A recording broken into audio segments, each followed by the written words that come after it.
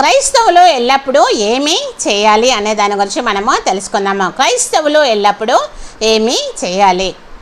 ఎల్లప్పుడూ మేలైన దానిని అనుసరించి నడుచుకోవాలి. మొదటి దశలోనికి రాసినటువంటి పత్రిక 5వ అధ్యాయము 15వ వచనం ద్వారా దేవుడు మనతో మాట్లాడుతున్నాడు. ఎల్లప్పుడూ అన్ని సమయాలలో మేలైన దానిని అనుసరించి నడుచుకోవాలి. ప్రతి క్రైస్తవుడు మేలైన దానిని అనుసరించి నడుచుకోవాలి. ప్రతి క్రైస్తవుడు ఎల్లప్పుడూ సంతోషంగా ఉండాలి. మొదటి దశలోనికులకు రాసినటువంటి పత్రిక 5వ అధ్యాయము 15వ వచనము వివరిస్తుంది. నీకు బాధ, వేదన, దుఃఖము ఏదైనా ఉండొచ్చు, కానీ ప్రతి క్రైస్తవుడు కూడా ఎల్లప్పుడూ సంతోషంగా ఉండాలి. ప్రతి క్రైస్తవుడు ఎల్లప్పుడూ సంతోషంగా ఉండాలని దేవుని యొక్క వాక్యము మనకి వివరిస్తుంది. వాక్యమైనటువంటి దేవుడు వాక్యం ద్వారా మనతో మాట్లాడుతున్నాడు. ఎల్లప్పుడూ ప్రార్థన చేయొచ్చు, మెలకువగా ఉండాలి. లూకా సువార్త 21వ అధ్యాయము 36వ వచనంలో వాక్యం ద్వారా దేవుడు మనతో మాట్లాడుతున్నాడు. ఎల్లప్పుడూ ప్రార్థన చేయొచ్చు, మెలకువగా ఉండాలి. ఎల్లప్పుడూ క్రైస్తవుడు ఎల్లప్పుడూ ప్రార్థన చేయొచ్చు, మెలకువతో ఉండాలి.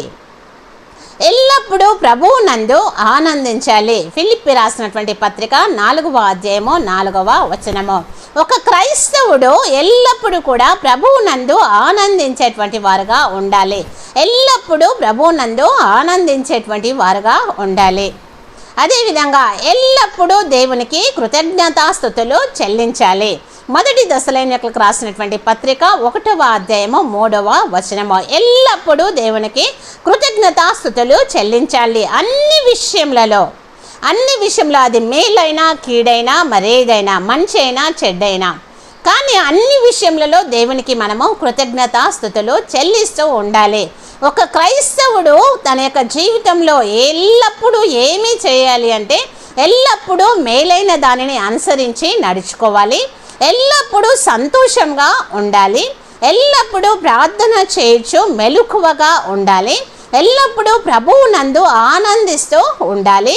ఎల్లప్పుడూ దేవునికి కృతజ్ఞతాస్తుతులు చెల్లిస్తూ ఉండాలి. ఈ విధంగా మనందరము కూడా ఉండడానికి దేవుడు మనకు సహాయము చేయునుగాక.